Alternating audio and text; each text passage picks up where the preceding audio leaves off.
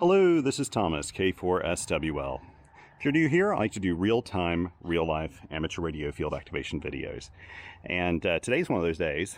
It's not gone the way I kind of wanted it to, but it's a beautiful day, and I'm looking forward to this activation. I'm at Zebulon, Vance historic birth site, or birthplace, again here, K-6856.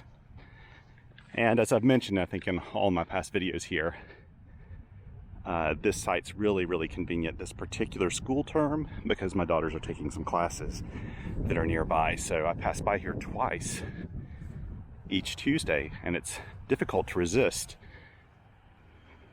doing an activation here. It's a really pretty site. This is a part of the historic site here with the old home place, some of the farm buildings, lots of stacked firewood, which reminds me I've got a lot of firewood work to do at my own home right now. Lots of it.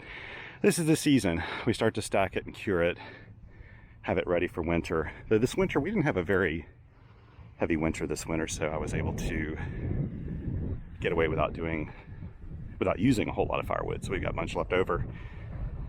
But it's a gorgeous day. I hadn't planned on being here today.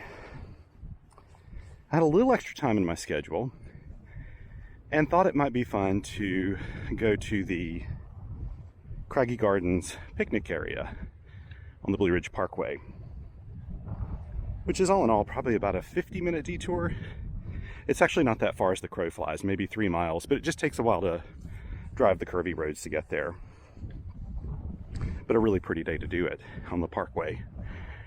And well, I got up there, and although the parkway was open, I was really surprised to find that the picnic shelter wasn't open yet, or the picnic area. And they gated off like probably a half a mile from the picnic area, and so I didn't want to go past the gate, of course, or do anything like that. And I could have easily just done an activation up there anyway. I see some trash, sorry. There was a family here just a moment ago picnicking and stuff as I was setting up, actually. Really sweet family with lots of kids running around. And I waited to start this activation until they'd gone. Talked to them just a little bit, but their kids were like grabbing stuff off the table and some of my gear. And so I thought, I'm just going to wait, just kind of hang around. I don't think their parents were paying too much attention. But they were sweet. They were just very active. So I'm not too surprised if there's things laying around here after they were gone. But where was I? Well, yes, so I had gone to the Blue Ridge Parkway, and since it was closed, since the picnic area was closed, it was a bit of a bummer because when I packed this morning, I'm in the middle of doing basically a really big, twice a year usually. I've even done it 3 times a year once. I go through all my field kits. Mainly my individual field kits, but also my soda bag. And you can see if I can remember to link to it, if I forget, just remind me. I'll put a little link thingy up here where I go through that pack and show you everything that's in it. But I go through that pack, I go through my extra field kits, and I check for things that are broken, things that are missing. I do a complete inventory, and I keep it on some Excel spreadsheets. Now, I'll admit, and don't judge me, I have more QRP radios than probably the average ham radio operator does. And so for some of them, I like to have an individual field kit that's fully self-contained. So for those, I really want to take the time to go through and make sure everything's in there. So when I go to a site, I'm not surprised by anything. So that's the idea behind it. So today, I didn't bring my soda pack with me. Usually I throw my soda bag in the back of the car because if nothing else, I know I've got everything I need. And that soda pack has a tripod in it that I use when I'm doing field operating and I need to use like my folding knee board or something like that. I really need to have a different tripod for that. What I'm using right now, you can't see, is just a handheld tripod and that sits on a picnic table. So I just brought my picnic table stuff because I was pretty sure that the picnic area would be open, but it wasn't. I could have gone and done an activation, and I would have been happy to do that up there. It was really pretty up there, but to be honest, I would have just pulled off the side of the road, and I probably would not have recorded an activation video because it just wouldn't have worked very well with the tripod I have right now with me. So instead, I called Zebulon Vance. I called the office here and I said, hey, is anybody using the picnic shelter this afternoon? They said, nope, it's all yours. So I came down here instead and just did another activation here, and decided to shake things up a little bit today by using my Lab 599 TX-500. And I'll tell you why I chose this radio today. First of all, I don't think the bands are terribly great today, but I want to start at 10 meters and work some of those higher bands and work my way down to 20 meters. Maybe 42, I don't know, probably just down to 20. And although I have a lot of QRP radios, a lot of them are CW only, and they only have a few bands, and they're not from 80 meters to 10 meters or from 160 meters to 6 meters like the TX-500 is. The TX-500, my IC705, my 817 and 818 Yaesu, and my Elecraft KX2 and KX3 are some of the few radios I own that actually have that kind of general coverage area. And that's a lot of radios, I'll admit. I've got a lot of those radios. And also have like an IC703 and some of those, but I'm talking about really the small portable handheld radios, the smaller ones. Those are the only ones I have that really cover that wide of a frequency range. The bulk of my other QRP radios are like mono banders or 3 banders or 4 banders or something like that. And so they wouldn't allow me to get up there in that 10 meter range that I want to go to today. I thought about pairing this radio with my Elecraft T1 antenna tuner. I have it in this pack here. I did bring this pack, my Blue Ridge Overland Gear pack, that I've purchased this. I think I mentioned before that they were kind enough, Blue Ridge Overland Gear was kind enough to send me a bunch of stuff so I could experiment with it, see what radios fit in it, answer any questions, and then I was going to buy what I decided to use. Well, I decided to use basically everything. There were only 2 little tiny extra packs I got that I was just curious about that I sent back to them. I could have kept those, but I just didn't need them, so I didn't do it.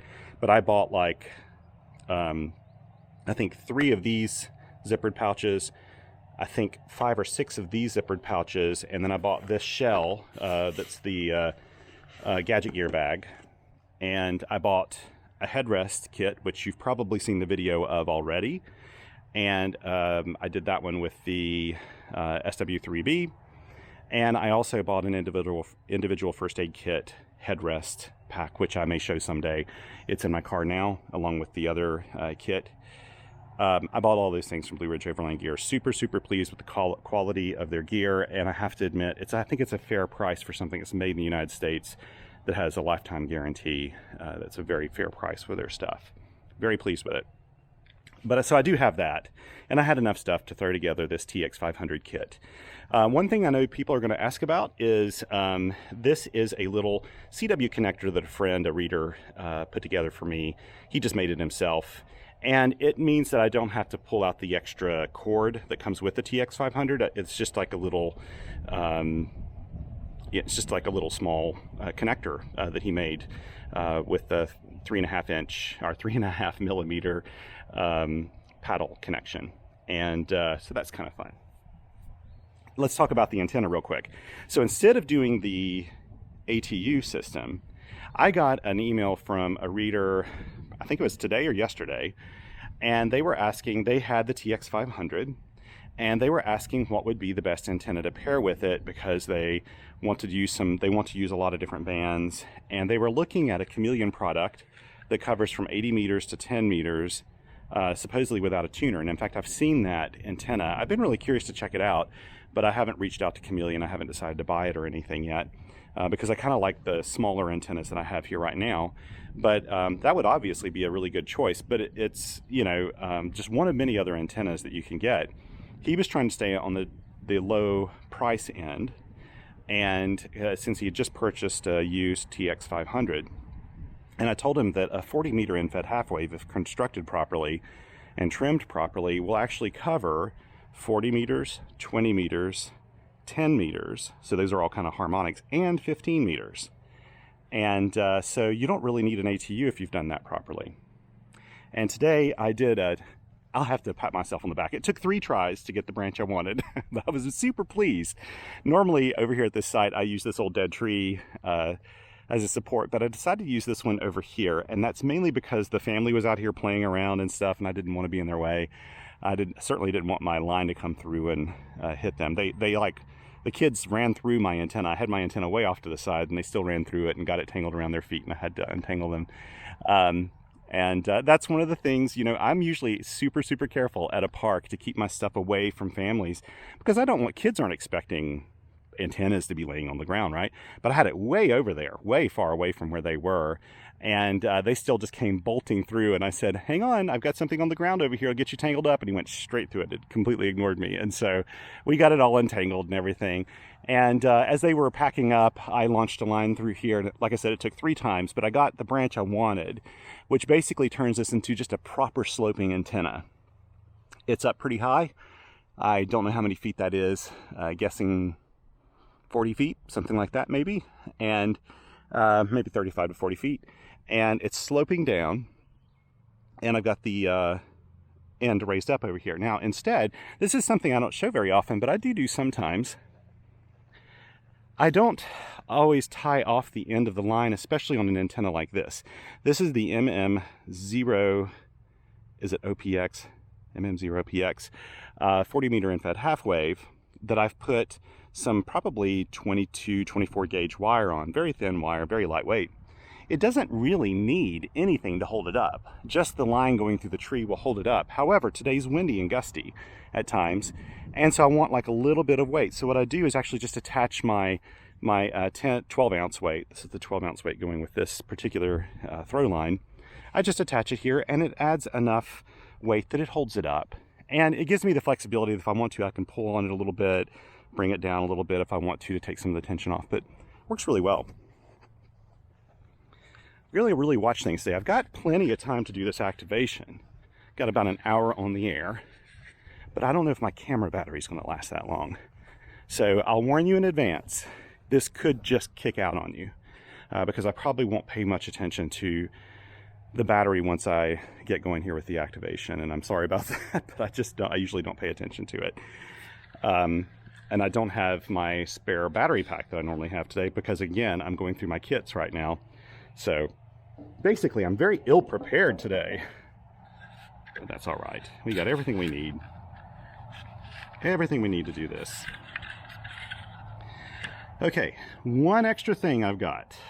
This is the very first time. This is a Palm Radio, I think it's the Pico paddle. And everyone has told me about this paddle and how amazing it is. I have played with them before, I think at Hamvention. I think someone had one for sale at Hamvention once, and I looked at it.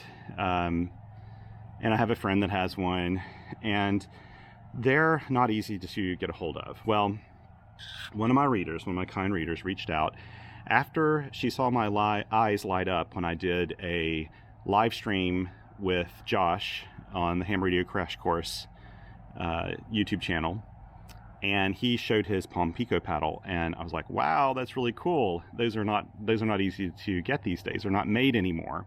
There are a few new old stock ones out there, but I, to be honest, was not planning on buying one because I've got some other really good keys I like.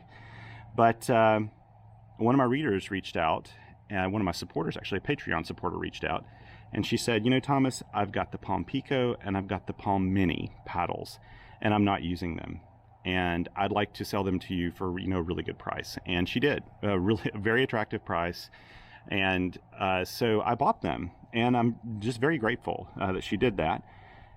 I don't know yet what I'm going to do with this one. I may attach this to my MTR3B, I'm not sure, but I have not yet taken this on the activation. This is my very first time using the Palm Pico paddle for any length of time at all. Frankly, since I bought this, I've been so busy with stuff that it's been sitting around my office, and I haven't put it in a kit or anything yet. And so it was sitting out while I was doing my kit inventory. And I decided, you know, just going to take it and play with the TX-500, see how well it does and how much I like this little key. So we're going to do that today.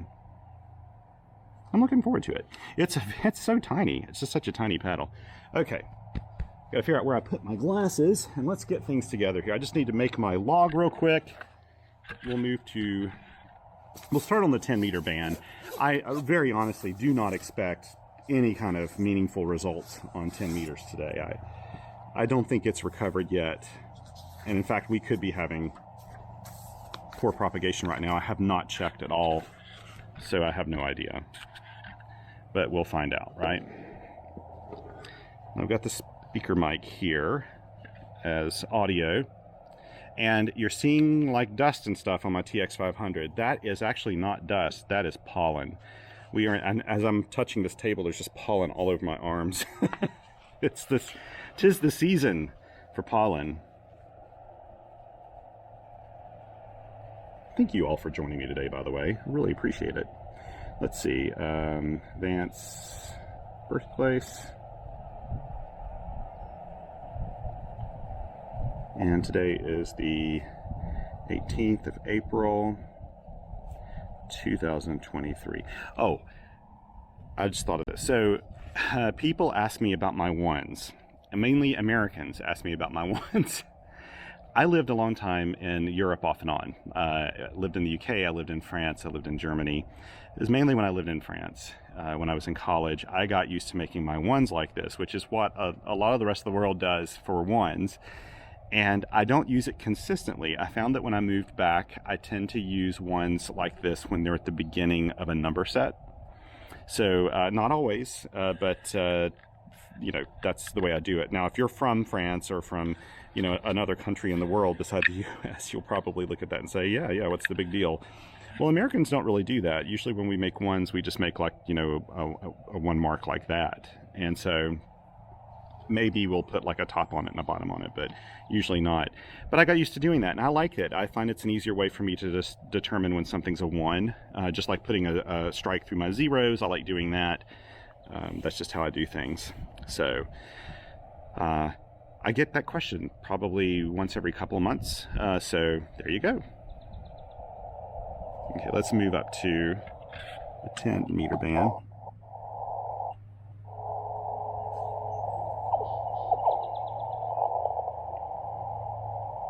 There's no need to tune this or anything. Now I've got to go in here and hopefully I have the keys programmed correctly for my call sign. I can't remember if I've done a firmware update recently and wiped it, so we'll see. I also have hammers running here on the side that I'll use. I have scheduled myself, so hopefully I'll put the speaker right here so it's out of the way. Here we go. Let me make sure you can see everything really clearly. You won't be able to see the display, I don't think, at all.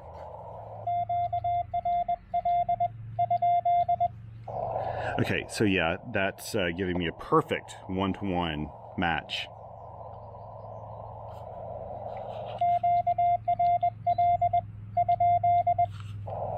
Let me just make sure that my transmit power is where I like it, which is, with this one I usually just do 50%, which should be around 5 watts. And I'm at 50%, good. Here we go, let's go back over here, and now let's see. Yay! Nope. That's doing my Canadian call sign. Whoa. Okay, I wasn't expecting a single sideband sound there. Let's move up a little bit. I forgot to call QRL. I can't believe I did that. Don't tell anybody. Maybe there is some activity here today. That would be awesome. Okay, let's go here to...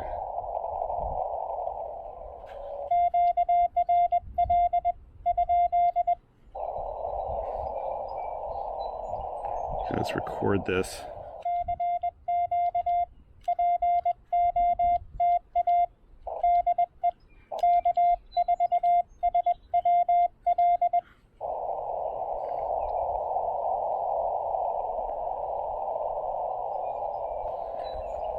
Okay, I don't think that was transmitting while I was recording it. This key is really smooth, I have to say. I haven't adjusted it or anything, it's just whatever the default is.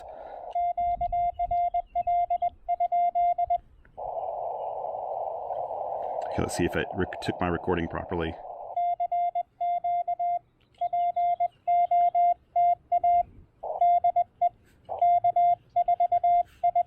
See that I didn't put, for some reason for 10s, I don't necessarily put a, I don't know what my life.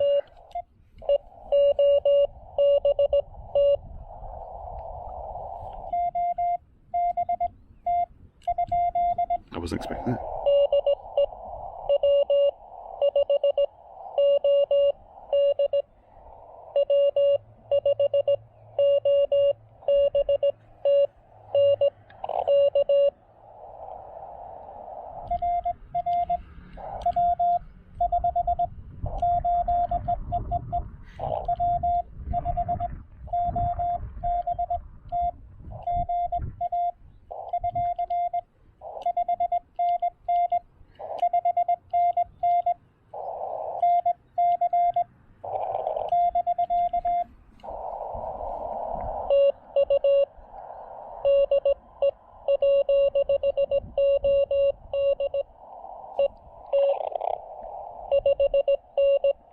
Is that an OD?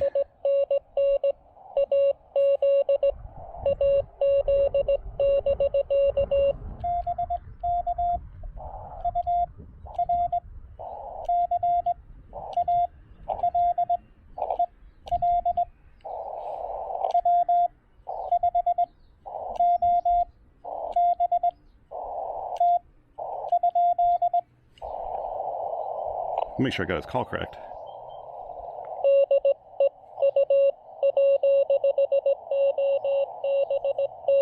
Yeah, okay.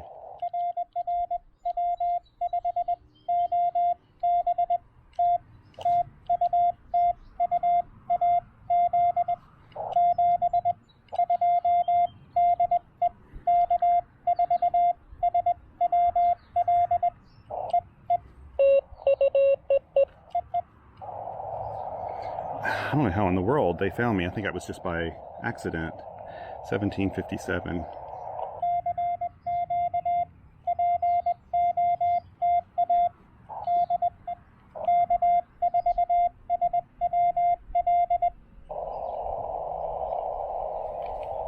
I'll try to erase it. So it's set up for beacon mode automatically.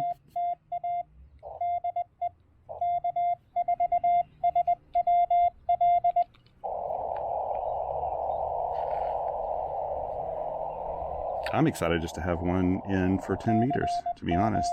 I appreciate that contact, W5OBT.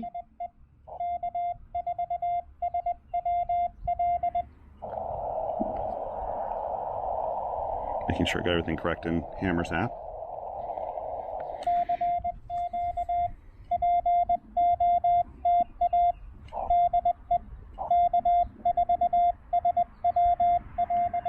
Yeah, I'm getting good. I'm in there. 5 dB, 21 words a minute it's showing. I didn't realize I was going quite that fast, but I space out my stuff more than 25 or 21 words a minute. I try not to be a speed demon with POTA.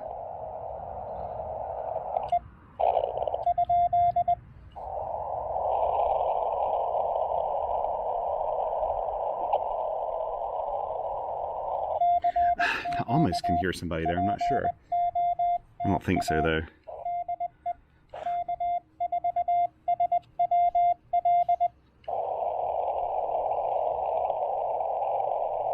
I've got one of my wider filters going there.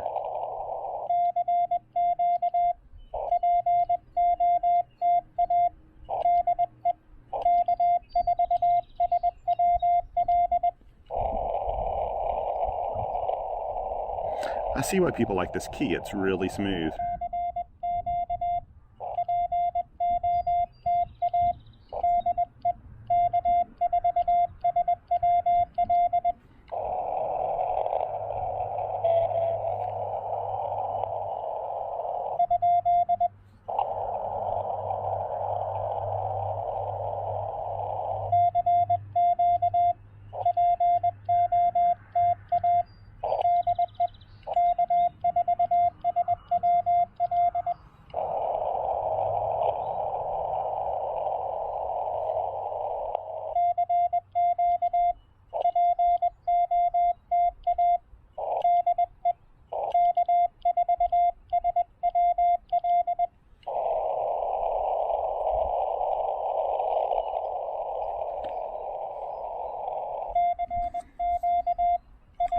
reminds me, let me check on something here.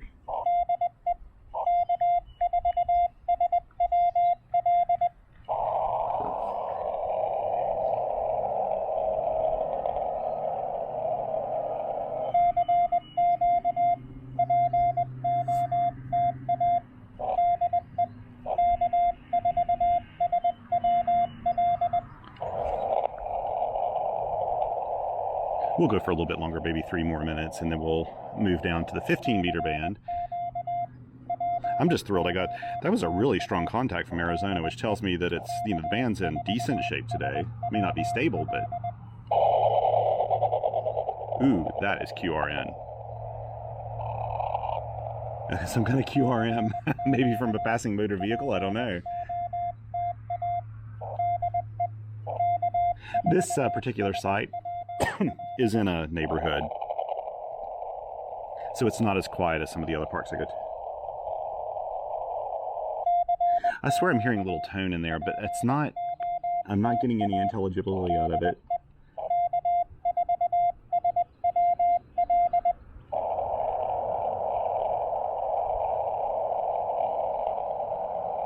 Sometimes too, I think when you're tuned to CW, you start to hear CW and things that's not there. So I don't really worry unless I think I'm on someone else's frequency that they're using, and then I'll move if I get any evidence of that at all. I am not getting that right now, and a lot of it has to do with the fact I've got my filter really wide too. I've got my filter on the widest setting.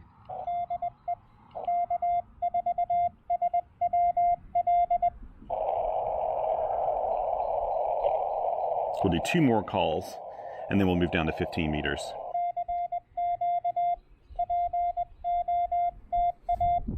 Oh, there's so much pollen this year.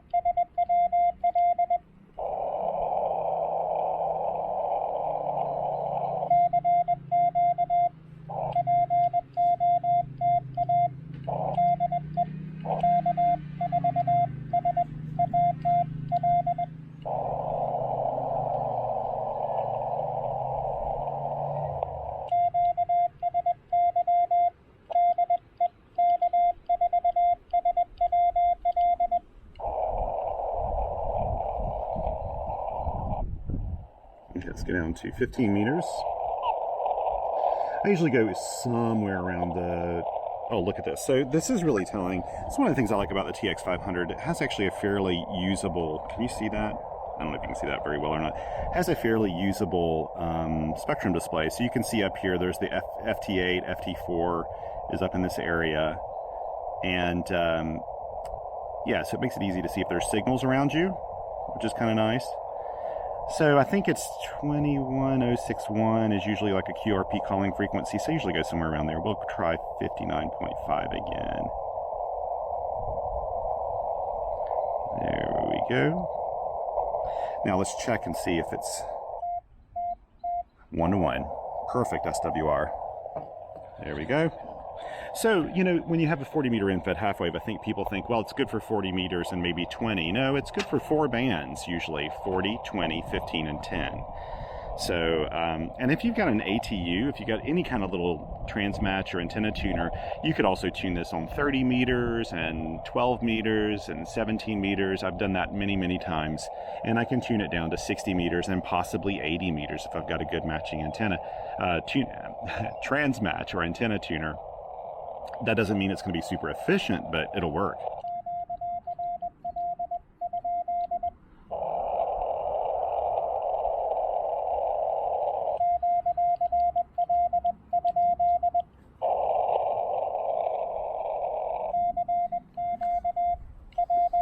There we go. Let's let this go for a little while.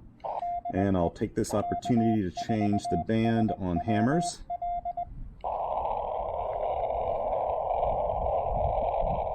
This little key is so tiny and so lightweight, but I think I can actually attach it to the side of my MTR3B. By the way, I'm noticing how my hands have like this black grime on them.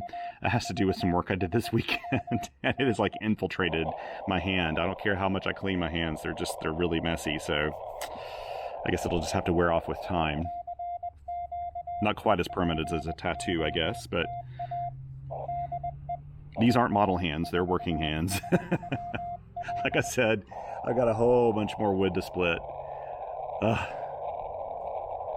It always breaks my back about half the year, and then it recuperates the next half of the year, and then it starts back again the next.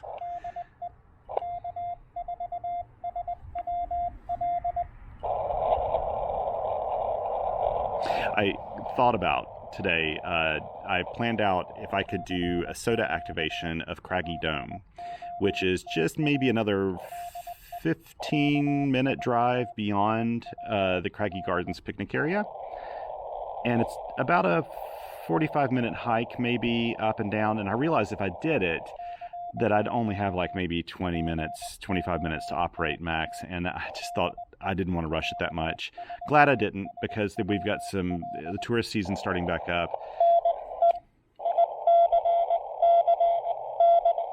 Okay, I know who that is.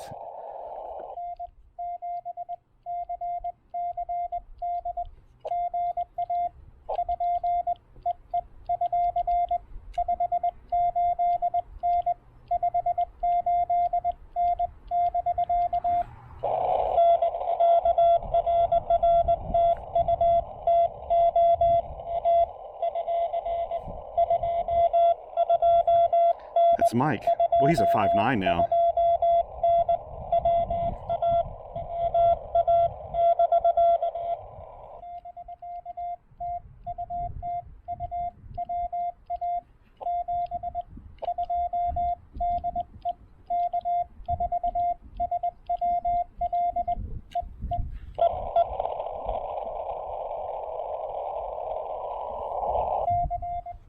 Good to get you in there, Mike. He's my most reliable Washington State contact. He's also done some great posts on QRPer.com as a guest, and is just an overall really nice guy. He likes to travel with his radios. He does, I think, quite a bit of traveling for work, and takes his radios with him, and I think that's great.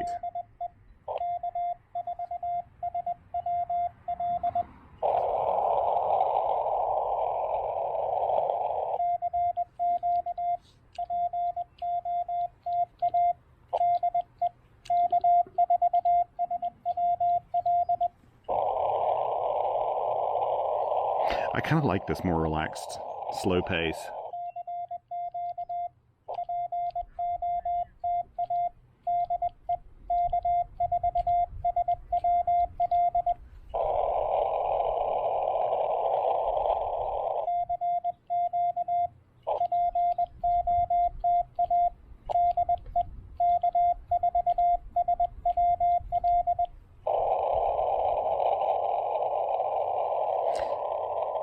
You could tell up here on the 10-meter band when I worked K7 EVM how there's a lot of QSB in play today. His signal was up and down. I'm sure mine was really up and down for him.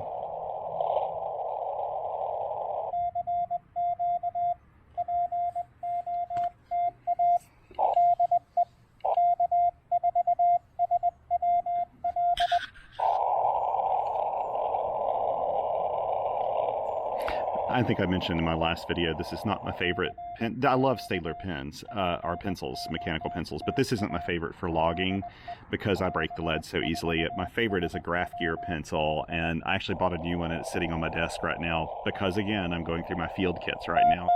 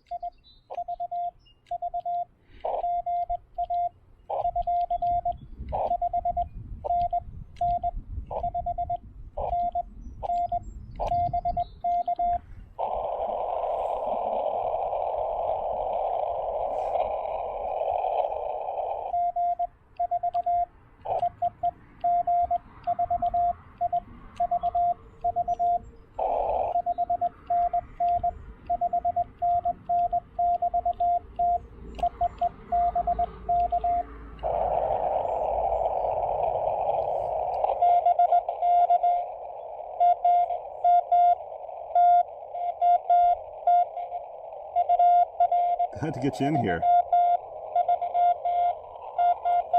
I'll take that.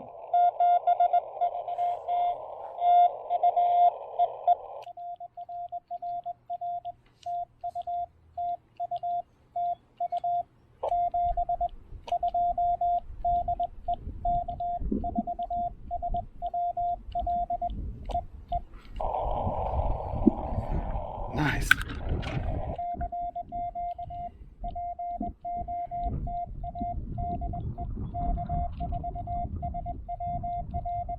I like getting the UK. That's interesting.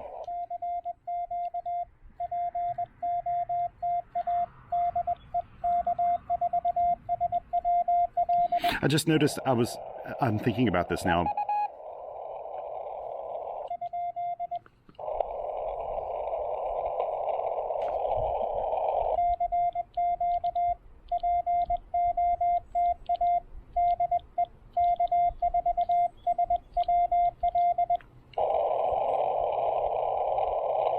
What I was saying is I wrote my 11 with 2 1s like that, but my first one not.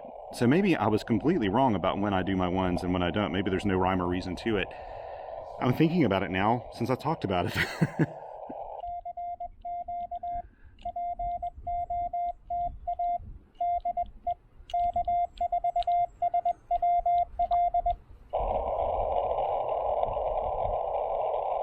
We'll do 2 more.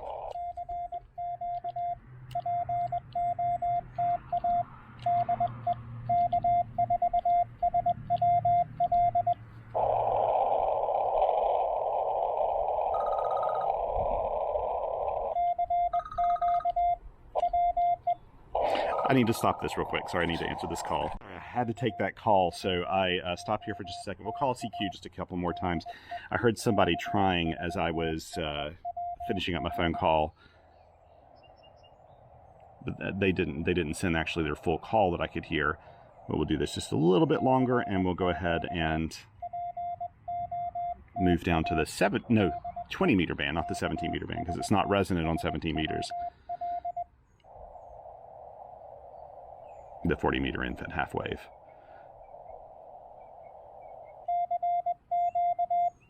I will add this. I'm watching people now over at the park, and they're out that way, and I kind of keep an eye on where people are in relation to my antenna, but I put it in such a way that it's always going to be in my sight here, so I can kind of watch. If people were to walk in the way, I could say, hey, be careful, I've got something on the ground there, or, you know, just tell them. They're not, like I said, no one's expecting an antenna here at a park. But also, I made it so that really no one can really run into it here. It'd be very difficult to do.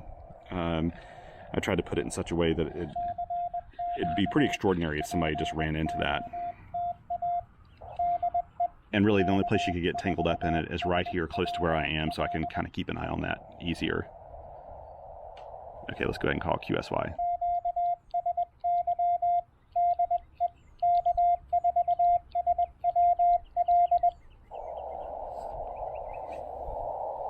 Did I mention earlier, if I didn't, I meant to, that some people will QSY, and I think it's actually good practice that when you QSY, that you say QSY and then 20M, right? Like for 20 meters, QSY 15M, that sort of thing. I will do that on occasion. I usually don't think about doing it, and the reason why is because in the POTA network and the SOTA network, when it respots you, it just respots you anyway. And if I tell somebody I'm in the 20 meter band, they're not going to go to like hunting around the entire CW portion of the 20 meter band looking for me. But the only thing that tells them is, hey, I'm getting ready to move to 20 meters, look at the spots, you know, if someone's able to hear that and not work me. But most of the time I don't worry too much about that with POTA, so don't fret if you're not putting the meter band in there when you do it. It's a good practice actually to do that, but I just so rarely think about that. And I feel a little obligation to do things correctly here because you know, people watch my channel and I want to make sure that I'm representing things properly with CW and good practices and that sort of thing. I mean, I try to do that anyway, but with people watching, you always want to make sure that you're, you know, doing your best so you're not teaching people, you know, bad habits or something. And so yeah, let's see now. Excuse me. We'll listen here on the frequency for just a little bit. Now let's look and see if we got any kind of SWR on there. Nope. Perfect SWR, 1-to-1.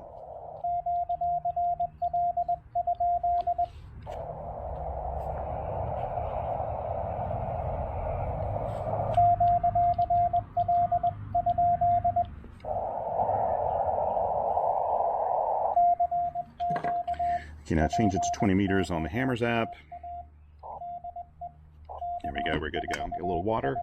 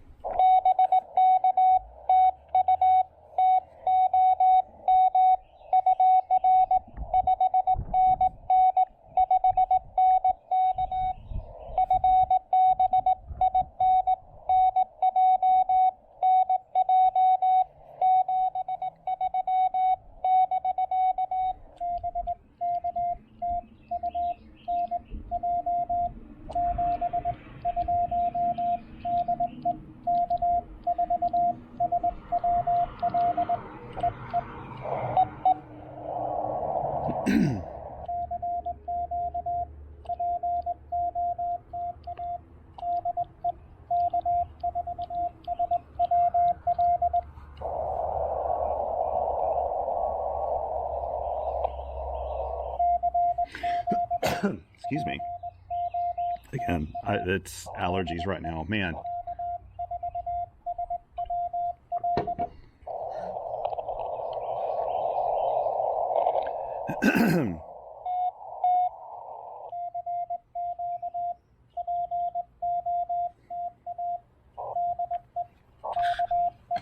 Ooh, I keep forgetting I need to take some photos.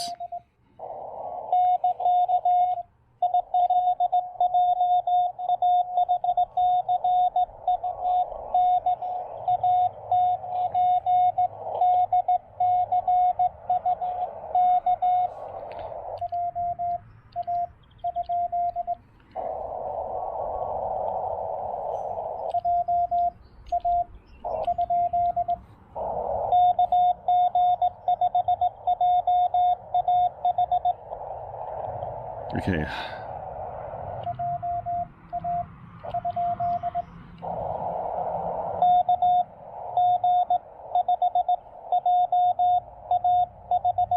Okay.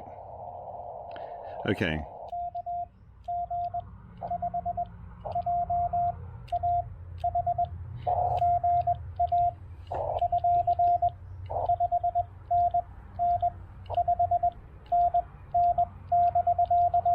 Gotcha.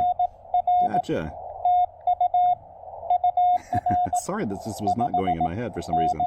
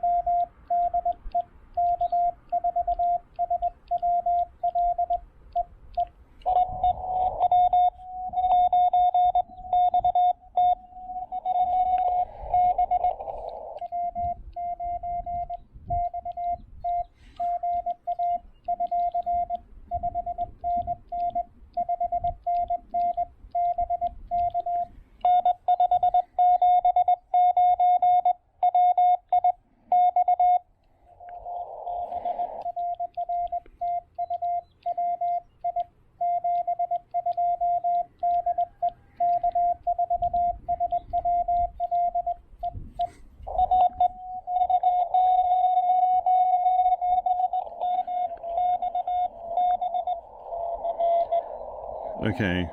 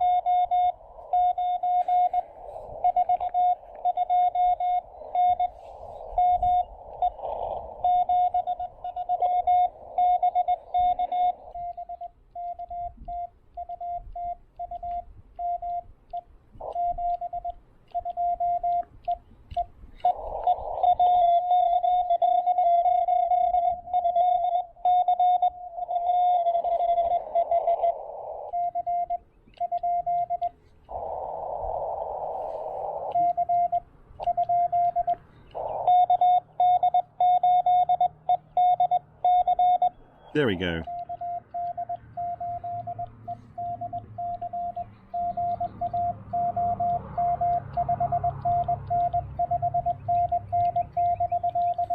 Good to get you in here again. He has a really cool suffix. He said he feels an obligation to like everyday carry stuff because he has EDC. Thanks, Mark.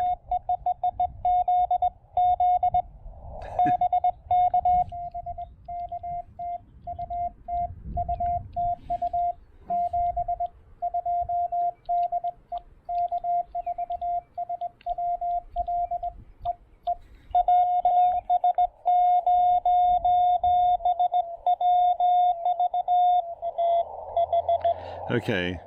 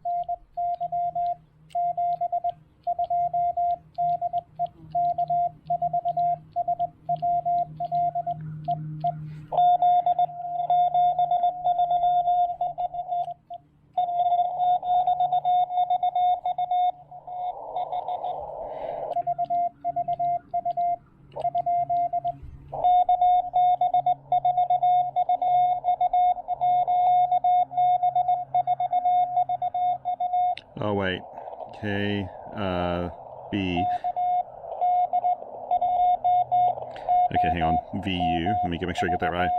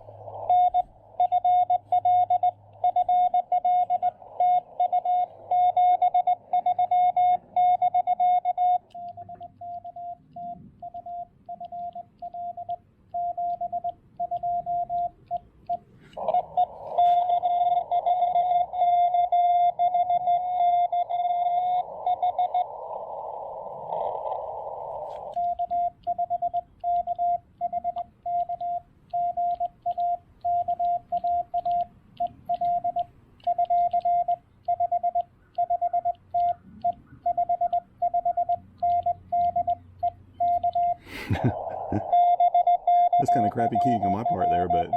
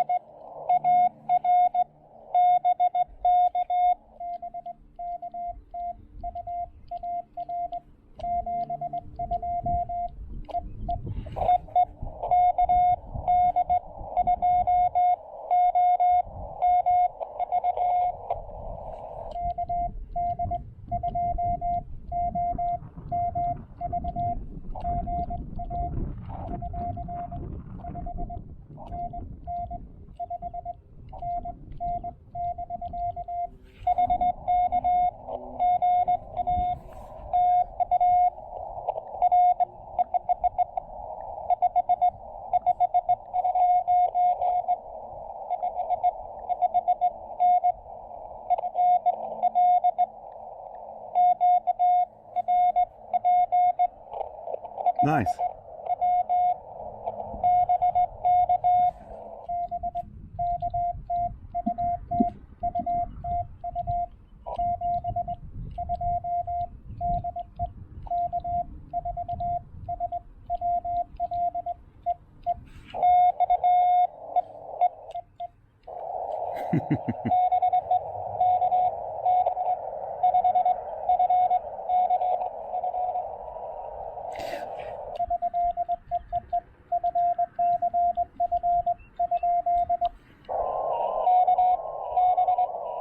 I got it right. I couldn't remember that was a B or D.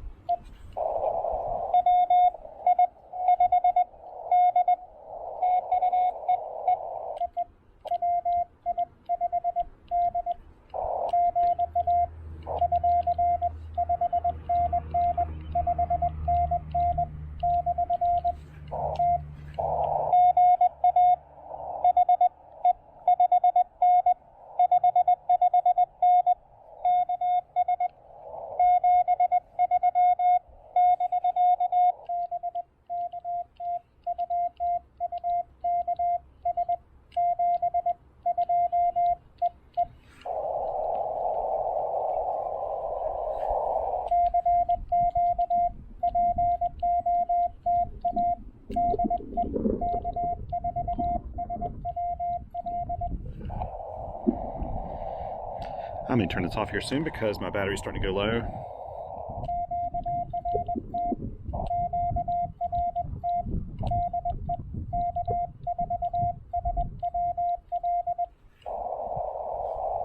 Okay, now what I'm going to do is move off frequency. First of all, need to make some pictures here. It doesn't have to be on the right frequency for this, right? You'll only know. If you look at QRPer.com at the field report, you'll say Thomas was actually on like a different frequency than 60.5 that he has here. So I like to try to show the frequency I'm on if I can, and just what the station looks like and that sort of thing. I'll show you the really good behind the scenes now, in that I will let's see, we got a nice photo there. You don't get to see this in other YouTube videos.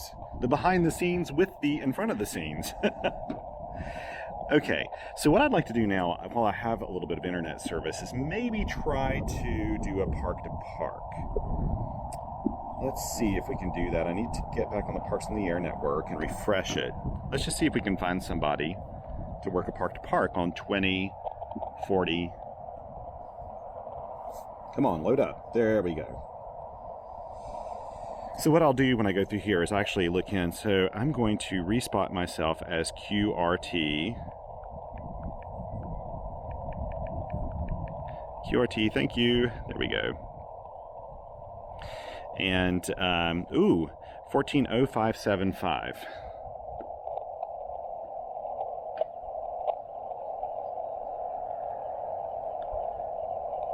That's where Jim is in for JAW, but 20 meters to Kentucky, probably not a good thing today.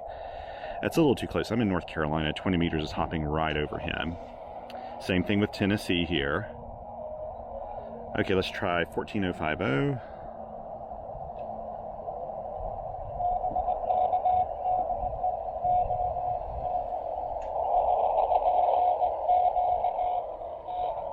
You know what I'm going to do is up my power to 10 watts now. Since I'm hunting, why not, right? Let's just be crazy. It's about as QRO as I ever go. But that's VE6 RAC.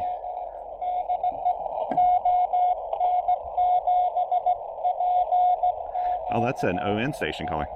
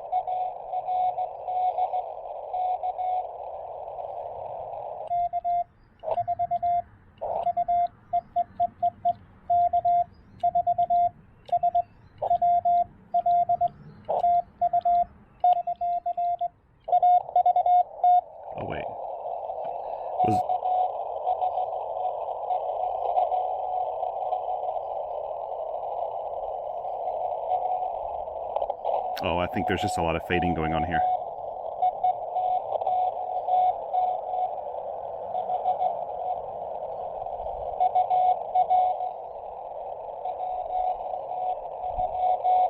Okay. 1, 2. This, I know they got me that time. I heard Tom.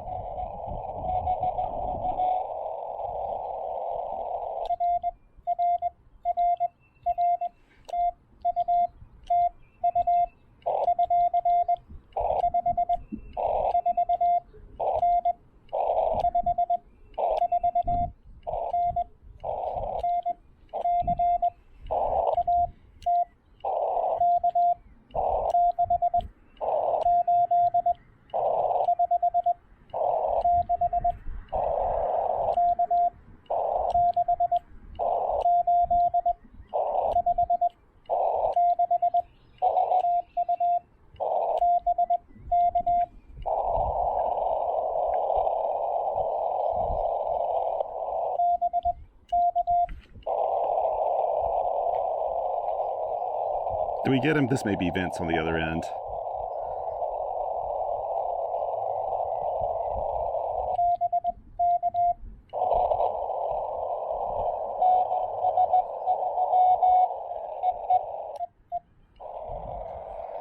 Okay, I got him. That was hard fault.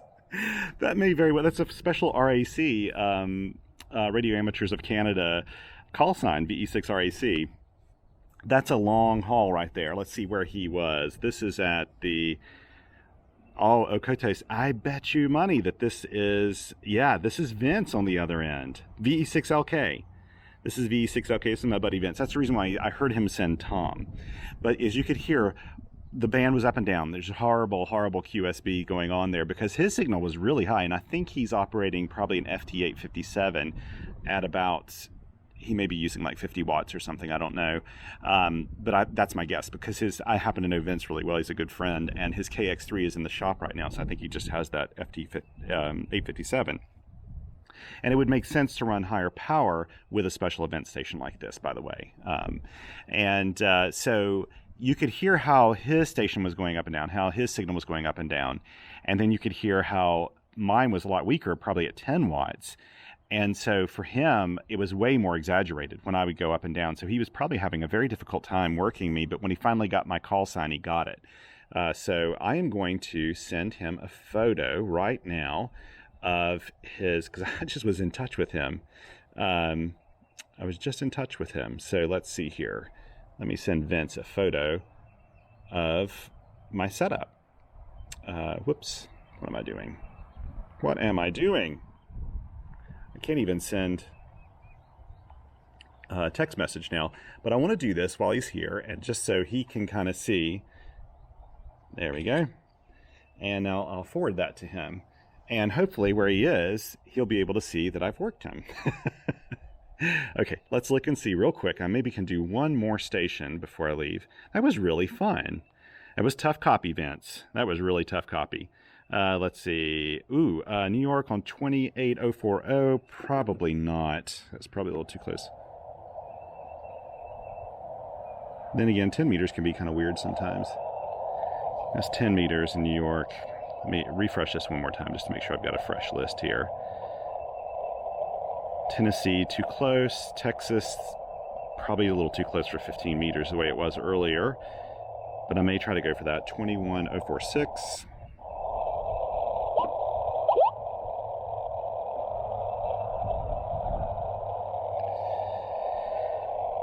And Jim, unfortunately, you're too close for 20 meters. That's it. That's all that's on there right now.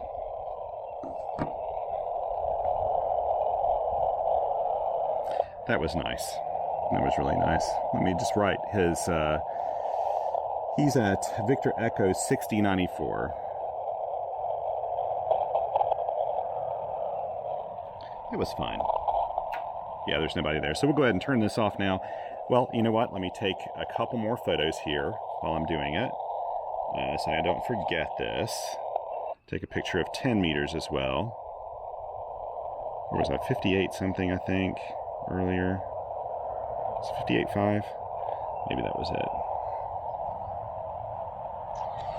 It's hard, you know, it's really hard taking pictures of the TX-500 because its little screen's so reflective, it just reflects back my image in there at the time. I'll take a picture of my Palm Pico with this. There we go. There we go. See? Is that a nice shot? Can you tell? Oh, by the way, so I'm powering this with just a 3 amp hour battery. I'll say one thing. Let's turn this off. I will say one thing before I turn this off here, before I run out of battery. A lot of people have asked me about the, what is it? Is it DIY 599? Is that the name of his company? The Hammond Germany, who's been building all these packs that you can add on to the TX-500. One of them is a little, I think it's 60 watt amplifier, and another with that, maybe with an ATU inside of it, and another's an ATU and maybe battery pack. I hate to even say that because I'm not even completely up to date on it. He had approached me early on about this, and I thought it was a really fascinating project. And I never asked to evaluate one of those or anything, though, because, frankly, I just never run over the 10 watts that this TX-500 has. You know, if you've noticed when I take my KX2 or KX3 or what's another radio I have, like even my bigger radios, like the FT 891, I only operate at 5 watts, and then I'll occasionally bump it up to maybe 10 watts or something for a PODA or SOTA activation. So I don't really need an amplifier. I just wouldn't use it. And they're pretty pricey, but I think they're really well built and they're very efficient. And I think they're engineered, you know, to last a really long time. So in that respect, I really like the idea of that. But people have asked me about batteries for the TX-500, and I think that Lab 599 is planning to make a battery pack. They've thought about it for a long time. If I'm not mistaken, they've moved their operations outside of Russia now. They're no longer in Russia. I think they've moved the whole company. And they're designing one that will hold 18650 cells on a little pack on the back of this. I may check it out, but if I'm being really honest, the thing I like about the TX-500 is this really thin form factor. I like this. I don't care if I've got like a little battery on the side, because I don't even need a 3 amp hour battery that's this big, that's a lithium iron phosphate battery. I can get one of my smaller LiPo packs or something and power this for ages on it. It's a super efficient radio. So I'd rather not actually have the pack on it to make it bulkier. I don't think I really want that, to be honest. I do have a battery pack that another ham has designed that's really clever, actually, that holds 1850 cells, that's 3D printed, and it works really well, and it's a really cool stand. But again, I find that I just don't need that kind of battery pack with it. I can get away with something much smaller. And when I'm operating in the field, to me, I would rather have a long lead, you know, that I can put this battery way off to the side so that this can be on my knee board or something like that. That's what I prefer. So I don't mind having those separated at all. So that's the reason why I've gotten a lot of questions about why I don't use a battery pack other than just, you know, this. I just prefer this myself, because this thin form factor of the TX-500 is, to me, just one of the best things about it, because it fits in packs so nicely that way. But wow, I'm really pleased with this. I think I could have worked all states eventually. I got, what, 2 contacts on 10 meters, 2 on 15. All of those were what I would consider DX. So Washington State on 10 and on 15, and then Arizona on 10, and the UK on 15. Always good to work UK stations. They're actually a little more difficult to work than most of Europe for me for some reason. So I'm always happy to make contact with one of my previous homes because I lived in the UK. I love that place. And 20 meters was pretty productive, of course. But the band today, you can tell it's pretty energized, but it's also very unstable. That's the reason why it was so difficult making this contact with Vance today at his special event. I think this is World Amateur Radio Day. So that's the reason he's doing this. And I think it's just wonderful that I got him in the logs. But that was a struggle. You could tell on his end and my end. The QSB was probably going fast enough that I was dipping out at the end, and he was hearing parts of my call.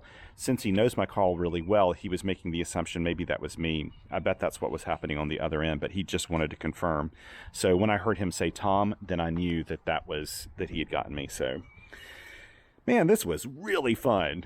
Yeah, man. That's what I love. And the weather today is just spectacular. It's funny, earlier when I was up near Craggy Gardens, which is probably a good 3,000 feet above sea level. 3,000 feet higher in altitude than here. It was a lot chillier. And up there, you know, it's not as spring looking yet. Craggy Gardens looks a little bit more like our house right now. We're at about 3,300 feet, and it's starting to green up, as we say here in the mountains. Down here at probably, I'm guessing this is probably at about 2,200 feet or so. I don't know. It's really spring looking. And that's one of the really cool things about living in the mountains. Of course, if you live in the mountains, is being able to go up at higher altitude, and it's like the season's just a little laggy behind up there. But I'm looking forward to the rest of the park opening up so that I can start going up there and doing some activations. And maybe try to fit in a soda activation or 2. I really wanted to hit Craggy Dome because it's one that's not easy to do in the summer when the brushes all come out and, you know, the leaves are out and stuff. It's just kind of thicker and feels more like bushwhacking to get up there on that little manway. But in the wintertime, it's really nice. So this works really well. I'm not going to show packing up this time. The battery's about gone in this, and I'm pretty sure it's just going to die on me as I do that. But yeah. So if you ever need, if you don't have something to tie off with, if it's a pretty lightweight antenna, just do like I did and use a weight like this. Just use your throw weight. Tie it off like this, and then when you're done with it, you just untie it. And I can't easily do this with one hand, though. I shouldn't have tried to attempt this. There we go. So you just pull that out, and boom, that's out. And then the antenna starts to fall down a little bit. So it'll be really easy for me to pull that, use my figure 8 method. I will show you this again.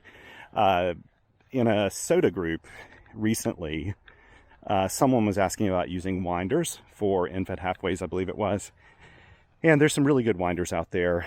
Probably one of my favorites that's commercially available is the one from Soda Beams, which I have on one of my end-fed half waves, and I really do love it. I really love it. Excuse me, let me put this down. But I find that I just don't need it, because here's what I do. I don't need it for some of my antennas.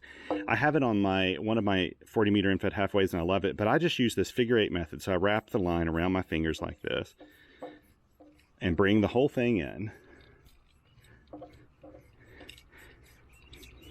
I try not to wrap it over itself as I'm doing it, but you see it doesn't take very long to do this. Getting pretty close to the end of the antenna here. You can see it coming down. And I just bundle it up, and it tends to deploy really nicely, actually. I can just kind of throw it out, and it just deploys itself, and it doesn't tangle very easily. It works really nicely. Okay, we're about at the end. So when the end comes in, and I just have a little loop here on the end. There, I'm done. And now I just take this, bundle it up. As long as I don't mess it up too badly, I'll roll it up here in this Velcro that I keep. And I'm done. And there's my antenna. Again, this is the MM0OPX 40 meter end-fed half-wave. It's just a really good, efficient 40 meter end-fed half-wave, but there's no magic to it. Colin would tell you that, other than he spent time making it to be a really efficient antenna, and it's really cleverly designed, very, very well designed, and very durable, frankly. But it's a 40 meter end-fed half-wave, so you can make one of these. You can make these pretty easily. I think it's a very easy antenna to make. So, okay, I'm going to pack up the rest of this. Thank you so much for joining me today. I really appreciate it. And always, thank you so much if you're a Patreon or a Coffee Fund supporter. I really appreciate that. It's just wonderful to have people support you doing something you love. It gives me the opportunity to publish these videos and do more of these.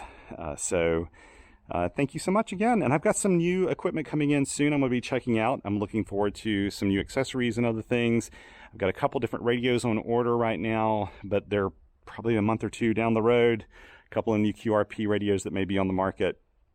And I'm looking forward to getting those and experimenting and playing with them. Now, by the time you're watching this video, I'm guessing it's going to be really close to Hamvention time. Possibly after. I don't know. I don't know when I'll get this done. But I am planning to attend Hamvention, so you may see me around there. I'll probably be there at least Friday and Saturday, and I'll be with the Ham Radio Workbench crew at their booth. So feel free to stop by and just look up the booth number. I don't have it here with me right now, and I'll be in and out of there with my buddy Eric, WD8RIF, and some of the Ham Radio Workbench crew. Again, thank you so much for joining me today. Have a wonderful week, and until next time, 7 threes.